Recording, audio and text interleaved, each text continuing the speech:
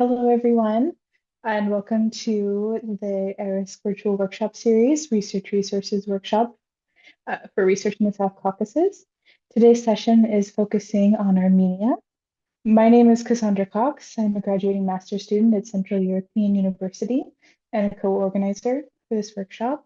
I'm joined today by ARISC's Executive Director, Tallene Lindsay.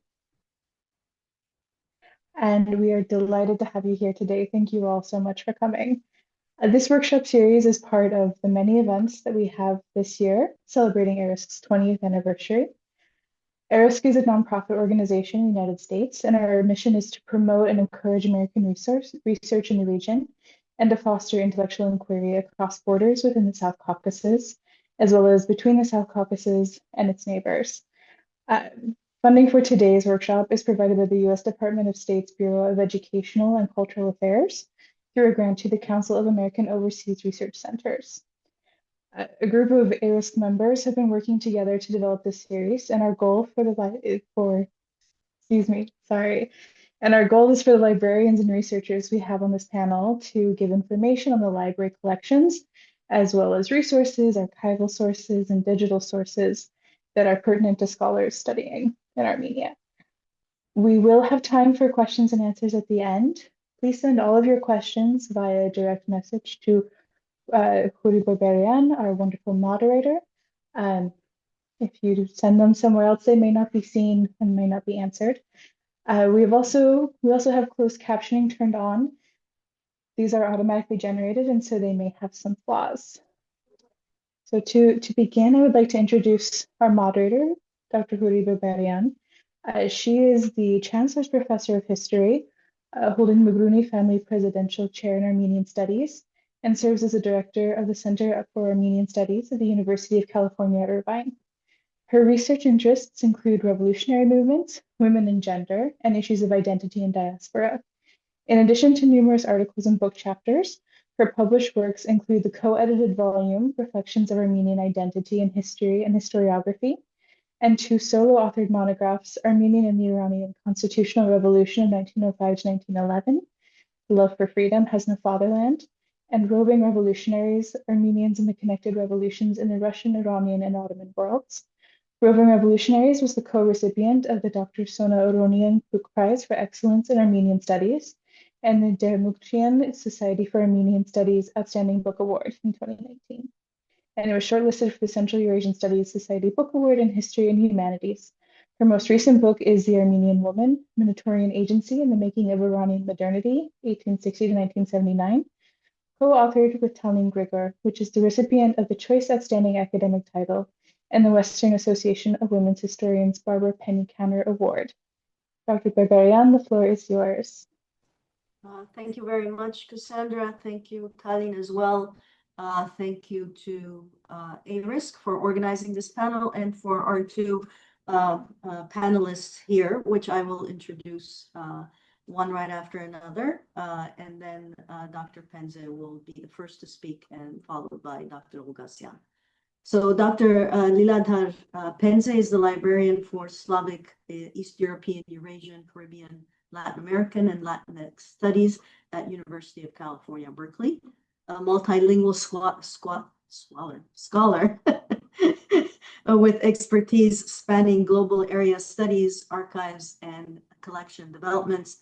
Dr. Pendse supports research and teaching across a wide range of international and professional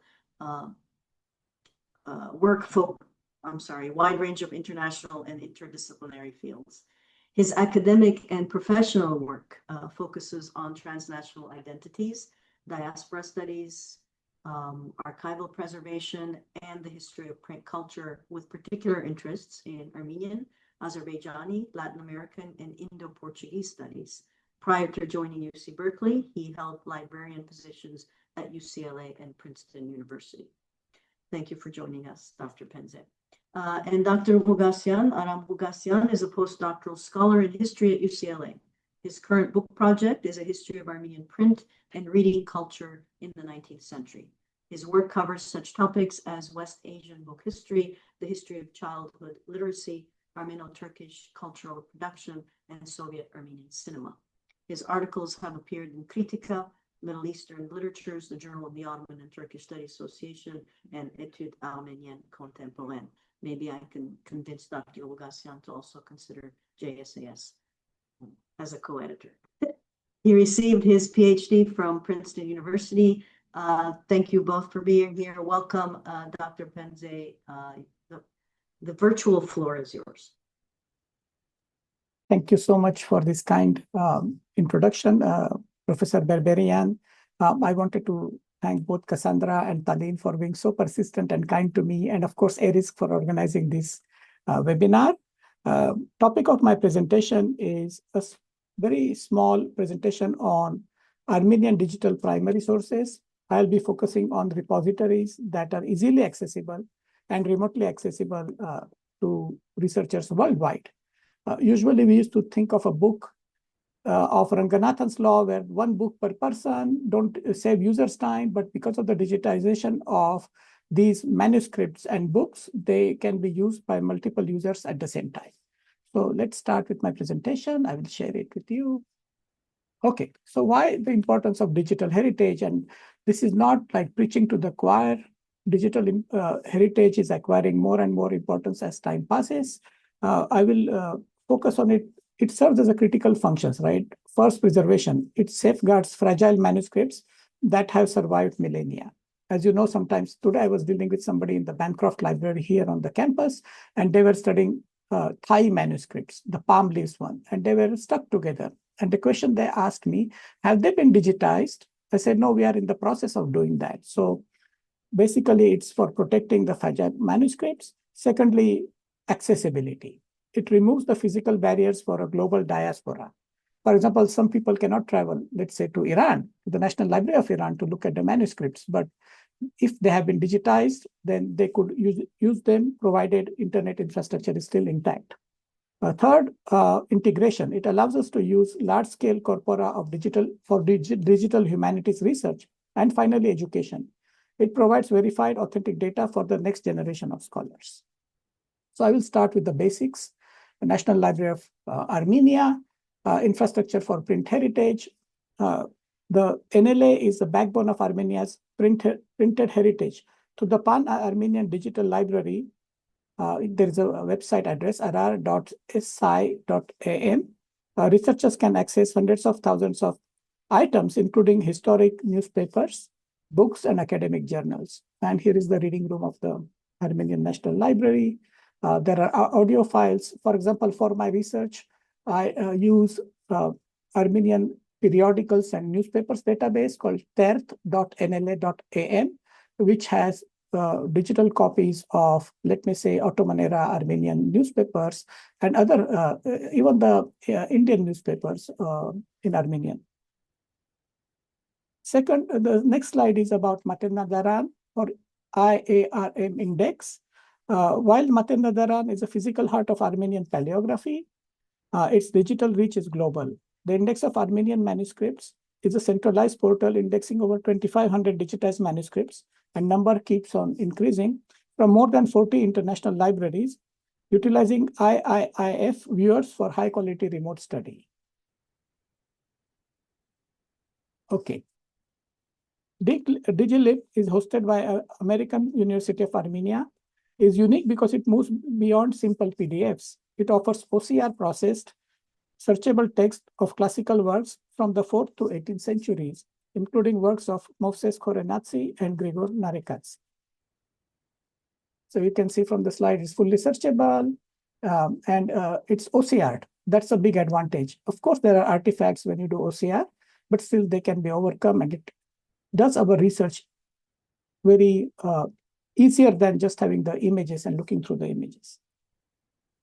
I would like to mention specifically Digital South Caucasus collection hosted by NYU Institute of, I think, Ancient Cultures. The DSCC is a collaborative initiative preserving the archaeological and historical research of the South Caucasus in partnerships with Georgian National Museum and Academy of Sciences of Republic of Armenia.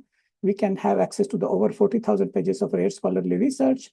And here is the website. All of these sources are open access and open. So there is no this proprietary barrier that you have to pay pay-per-view type of fees, where the access is kind of limited, right? If you don't pay, you don't play.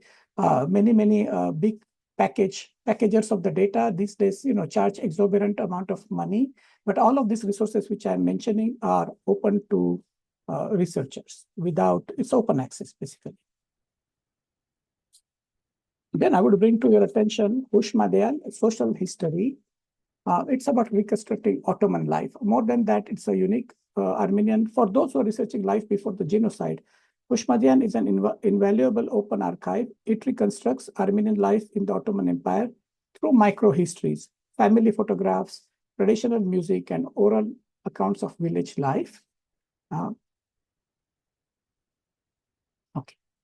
Besides that, other oral history and genocide records are USC's Shoah Foundation. Documenting the Armenian genocide remains for all of us a digital priority. Key resources include USC Shoah Foundation's 1,100 index testimonies, the National Archives governmental decrees, and the Zorian Institute's extensive collection of diplomatic and human rights documents. Visual and media archives is the next slide. Additional visual resources include Hill Museum and Manuscript Library's digital reading room, which provides high-resolution scans from Istanbul and Jerusalem, and Project SAVE, the premier repository of Armenian photographic history.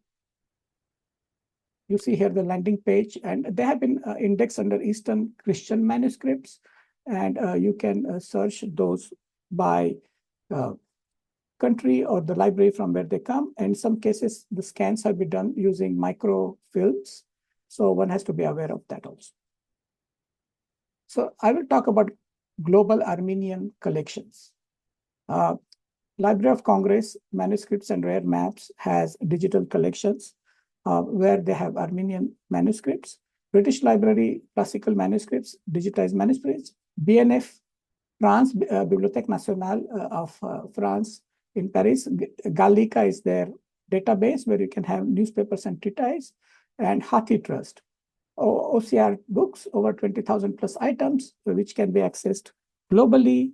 And I'm just comparing how the repository access compares. So you can see here, the data might be suspect because it's, I believe, from 2024, but approximately how many books are there. So as you can see, 150,000 items at NLA, Digilib, about 2,500 works, Hathi Trust in Armenian, 22,000 items. Now here we need to distinguish because there's often a debate. Is it Eastern Armenian or Western Armenian? And I don't claim deep scholarship in both languages. So as a librarian, I was able to identify approximately 22,000 items. What is the future of digital research?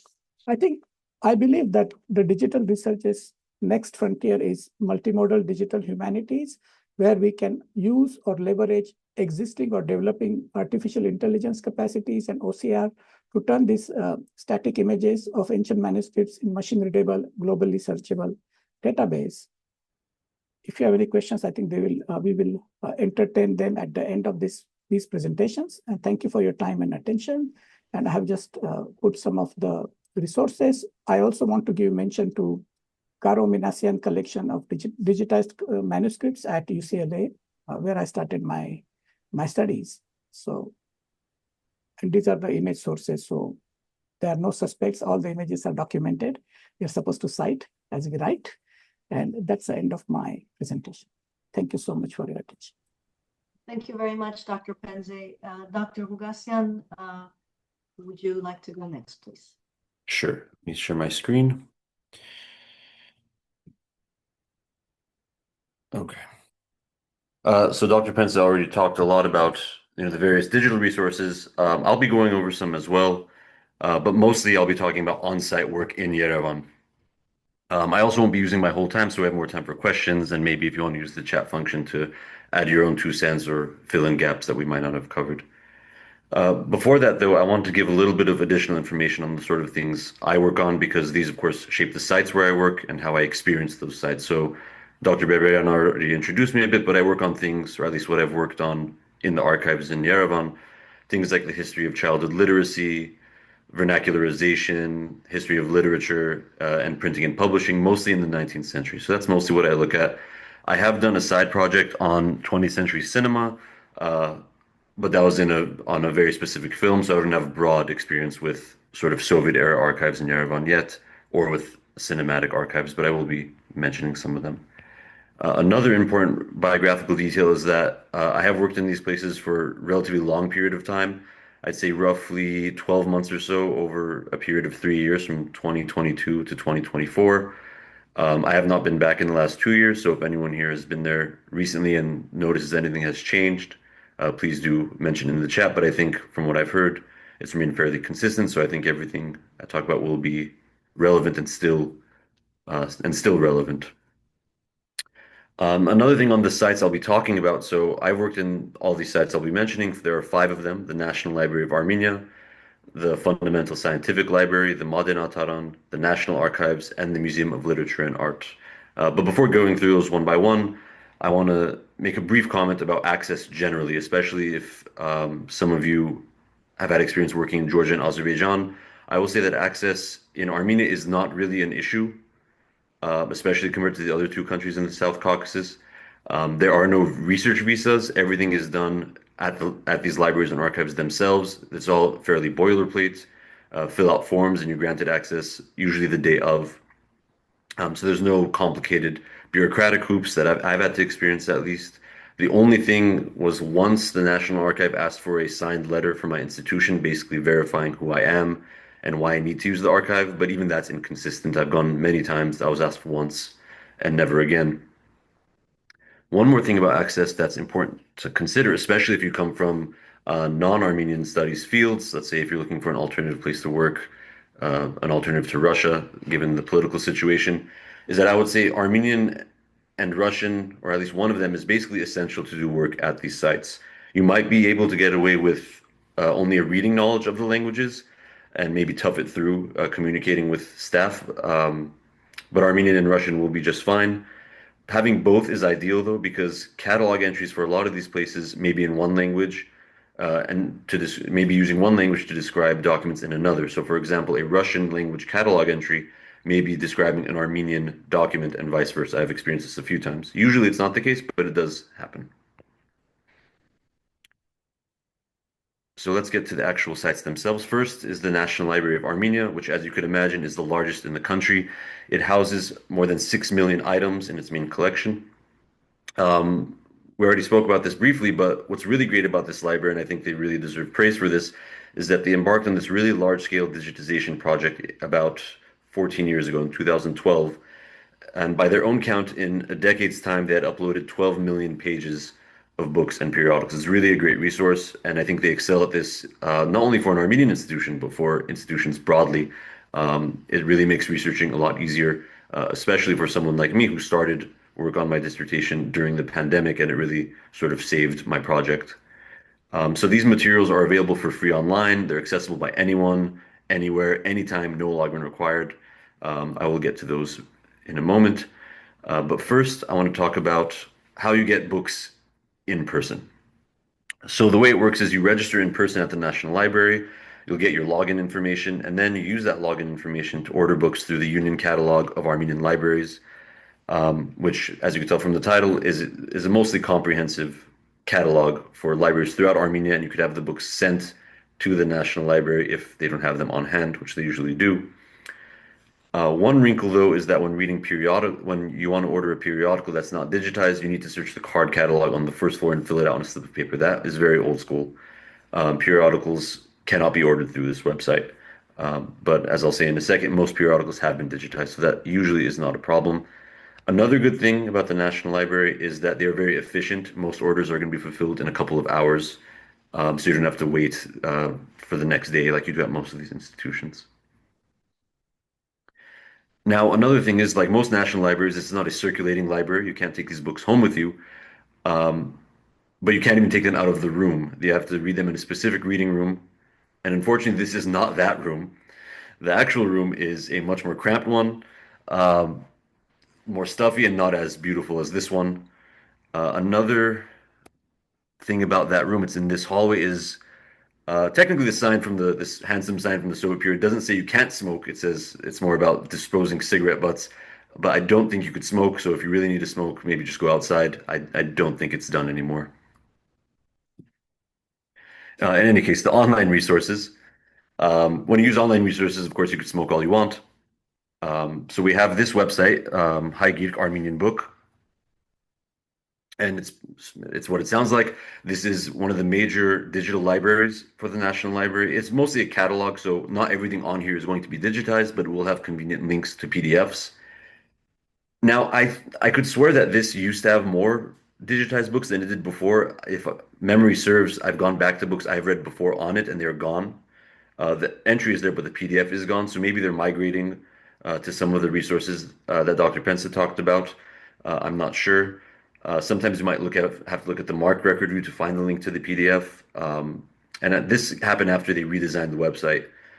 So I'm not sure what the reason is behind that. But still, there are still a good number of books that are digitized, and it's a very useful website. Even more useful, however, I find is this, which Dr. Pendse also mentioned, is TERT, which is the digital library of Armenian language periodicals. This is a vast, vast collection. Very, very useful. I know people have been using it more in books and dissertations. You see just tons of Armenian newspapers cited. If you know anything about Armenian history, or studying Armenian history, is that archives are spread out. This does a great job of putting newspapers all in one place. Things from the 1790s all the way till today. An excellent, excellent resource. I will say most things are in Armenian. They do have things in Armeno-Turkish, which is Turkish written in Armenian script. It's not quite that extensive, but they are there. So a great resource for remote research and for all sorts of things. So I study print and publishing, so I study these newspapers themselves, but I've seen people use them to great effect for political history, cultural history, social history. Really a great resource that the National Library provides.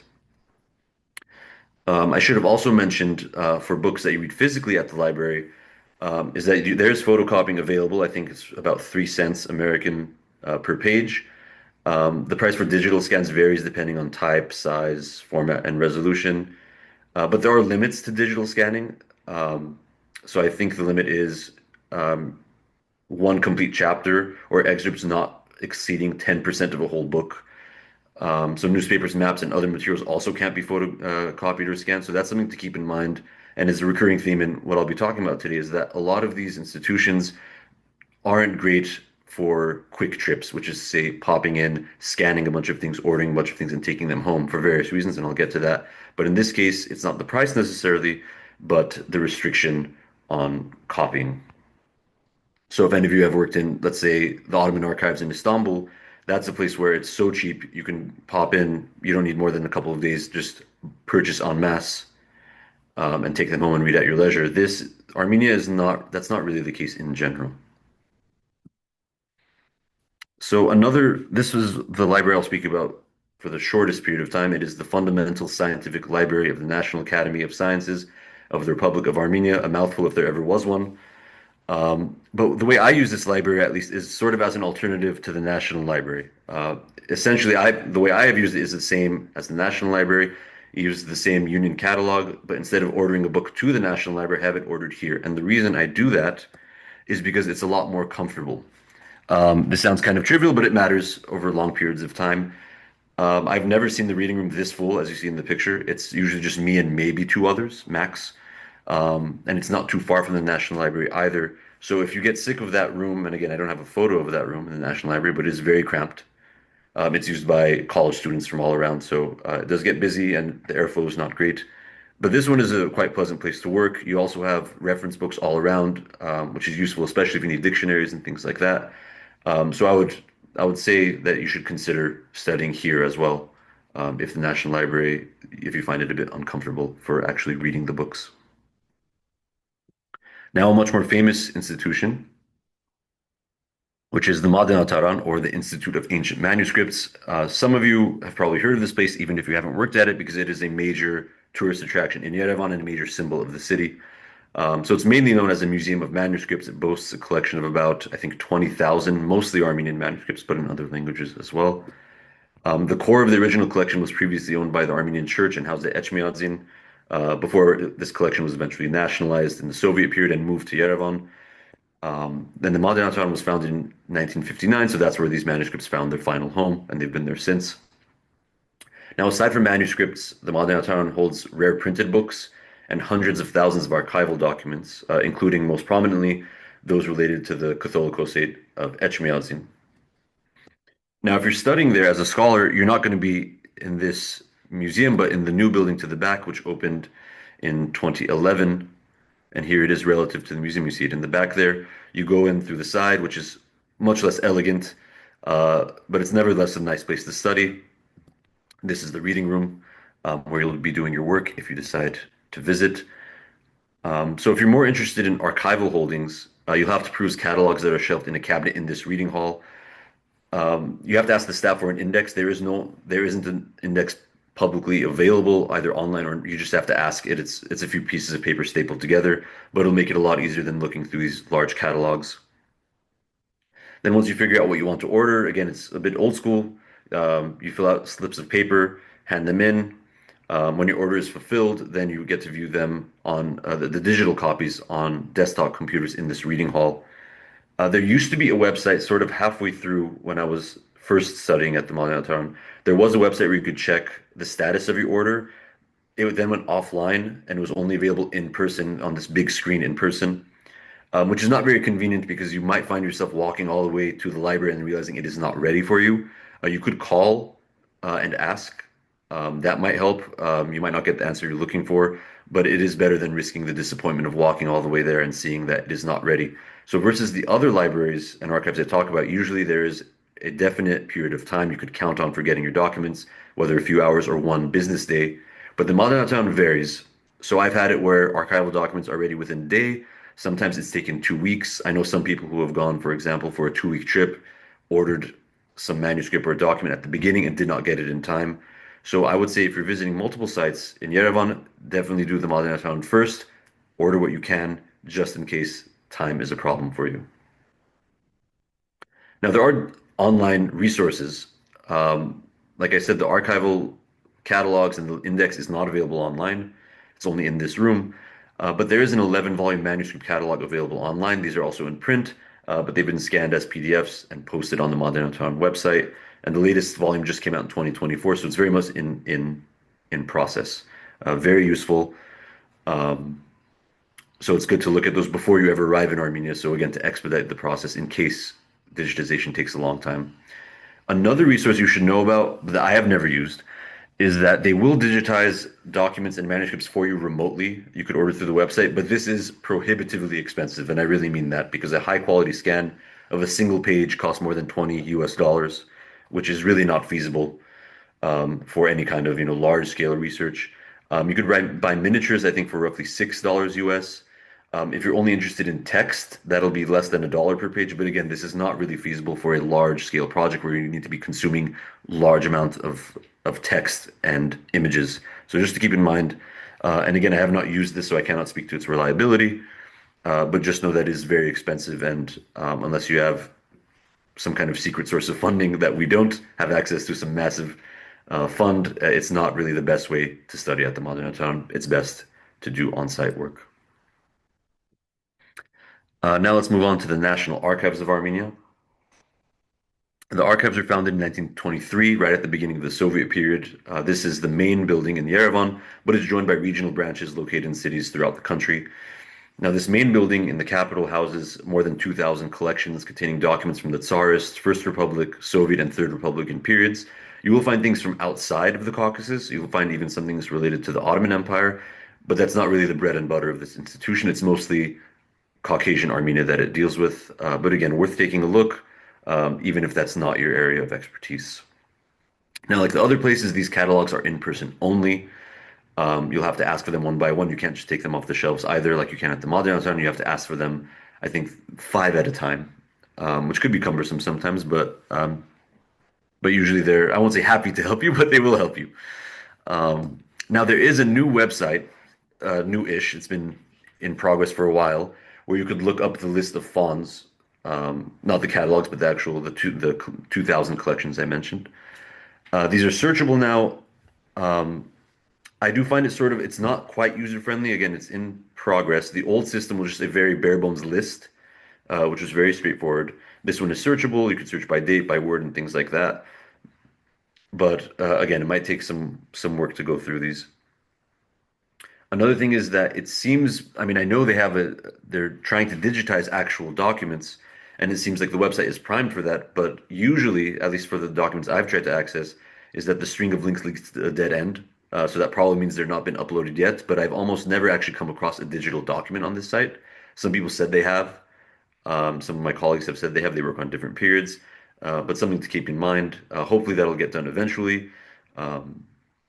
Again, it's sort of a high bar to expect them to digitize an entire archive or even large chunks of a national archive like this. It's not super common, but it does seem to be something they're trying to do. And just like the other places, you can order digital copies as well.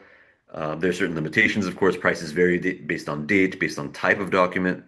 I will say one restriction that I've come across, the one time I've actually ordered something was for a personal project on a family member from the 1970s, and they were not too keen on scanning an entire folder. I did convince them because I said, well, this is a family member of mine, and actually, it's not to study necessarily. I want the actual copies of the documents, so they relented. But if you're looking to order large quantities of documents, this is not the best way to do it. You should probably read them in person and take notes the old-fashioned way, because you will have these restrictions on ordering. Now, finally, I want to talk about this last one, which is the Museum of Literature and Art. That main building you see is best known as the History Museum. This building is on the side on Aram Street. So this is a newer museum and archive. This was founded, or it took its current form rather, in 1954. There were these already existing literature and theater museums that were consolidated that year in the 1950s. And then they were joined by a music archive. Later on in 1977, they added a cinema division. So the division of the museum's archive into 4 sections reflects this sort of the history of this institution. So the literary collection is the one I've worked in. It contains the archives of, I think, just north of 500 Armenian authors. The theater collection is nearly as extensive, and then the music and cinema divisions trail further behind. Now, among these archives are things like letters, autographs, photographs, personal belongings, miscellanea.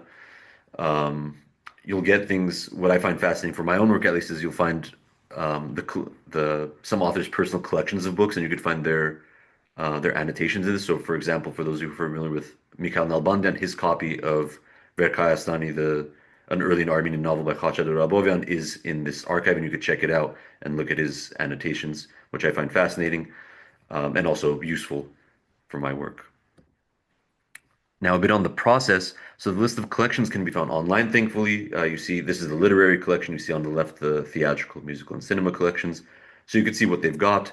And then in person, you will actually read the catalogs. Again, this is sort of the same process for all of these archives and libraries. You might have a list online of fonds, but the catalogs you'll need to look at in person. The ordering process is also a bit old school. You fill out, physical slip of paper, and they'll have it ready for you for the next day. But you actually get, unlike the Moderator, you get to see the actual document and hold it in your hands, not a digital scan, which is nice. You're limited to about 5 per day, I believe, last time I was there. So again, kind of you have to account for that. But they've never been late. Every time I've ordered, it's been ready for me first thing in the morning the next day. Very reliable, which is great. As with other institutions, you can order scans, but for a fee. Prices vary again, like the National Archive. Photography is allowed, but only with permission, and likewise for a fee. And I believe the fee is per page, not just one sort of flat fee for using your camera or your phone. But again, I have not done that. It's something to ask about if you're pressed for time. So that's it for the actual libraries. But I did want to point your attention toward this website called archiv.org, which was founded a few years ago by Princeton graduate students. And as you can see from the slide, it's basically a place to compile guides to libraries and archives across. It was supposed to be the Middle East originally. It expanded to South Asia, the Caucasus, and North Africa. A really great resource. I've contributed guides for a lot of the places I've been talking about today. Georgia and Azerbaijan are also represented, but I think they only have one entry each, and those are their national libraries. So I urge people who are listening, and if you've worked in Georgia and Azerbaijan, to please contribute to this website. It's a fantastic resource. It's completely free and open. You can see there's a tab to contribute. You fill out the form. It's very simple. And these are really just great practical guides. It'll have things like if there are bathrooms on the same floor, where to eat, how to get there, cab fare to get there, things like that. So a really great initiative started by graduate students, again, just on their own initiative for free. So please do consider using it and contributing to it. And finally, I want to just briefly allude to some things I didn't cover because of my lack of experience in them. The archives outside of Yerevan, there are many. I mentioned our National Archives has branches all over the place. I have not used them. I imagine they'd be more useful for local histories, for local provinces and cities. Maybe some of you have experience with these and would like to share in the chat afterward. That would be useful. Of course, private archives are going to vary. I have not used private archives in Armenia, but I know people who have, and that could be fruitful for your research, something to keep in mind if you have connections. And finally, in Yerevan, there are many, many museums. There are many museums in Yerevan, often dedicated to a single cultural figure. So you have lots of house museums. These also have archives. I have not worked in any of these, but if you're working on, let's say, Yerishe Charens, the poet, he has a house museum. They have an archive. The online infrastructure isn't there for these more national institutions. So I'm not sure you'll be able to find a list of fonts or anything, but do inquire if you have more specific topics to work on that have to do with these cultural figures. Definitely something to look out for. And I will leave it at that and leave the rest of the time for discussion and questions. Thank you. Thank you both very much. We already have some questions. So if you're ready, I can read some of those to you.